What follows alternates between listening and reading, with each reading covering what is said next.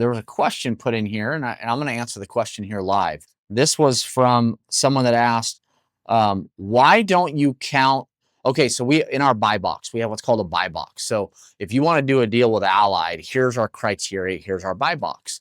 And so this question is referring to Allied Development's buy box. Okay, and one of our criteria is that we want at least 3 of the top 100 builders in our country, or sorry, we want, at least 3 of the top 50 home builders in our country to be within 3 miles of the property.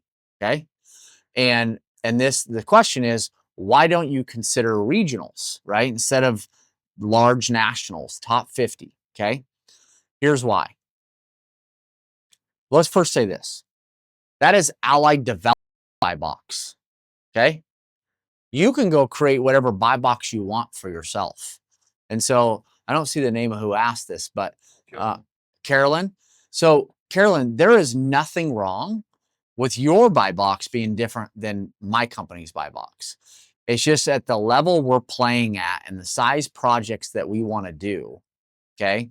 We know we have to create some guidelines, some very clear guidelines, because otherwise we're going to be all over the place, chasing our tail, shiny object syndrome. And so there is nothing wrong with your buy box, including large regionals. Okay. I just know for most any market we want to be in, based upon the efficiencies and how we're built at Allied, is that if there's not 3 of the top 50 in that market, it's probably not a market I want to be in. Okay, because the highest demand markets in the country are going to have 3 of the top 50 builders in the country there. Okay, and if that market hasn't attracted only 3 of the top 50, it's not a market I want to be in, because I'm not trying to trailblaze. I'm not trying to see. My clients are mainly publicly traded home builders. Okay, and I can tell you that my national publicly traded home builders, or even just large private nationals, they look at things different than regionals do. Okay, and allows there to be more meat on the bone for my company.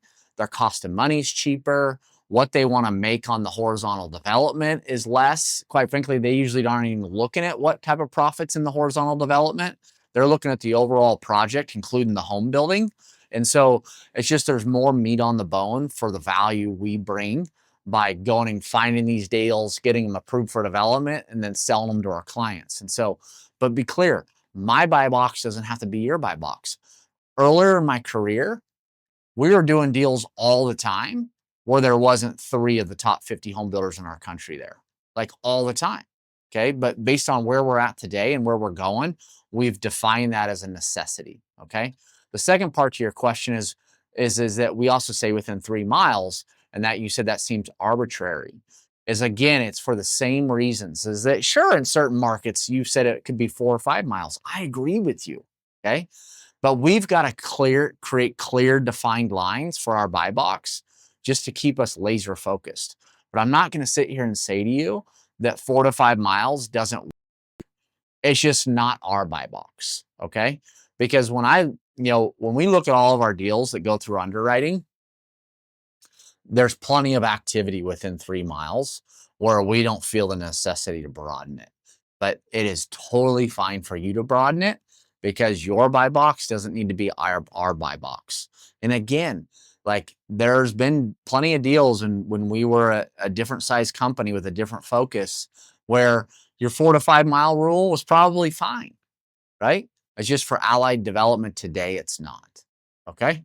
All right. So hopefully I addressed those questions that were asked in the community.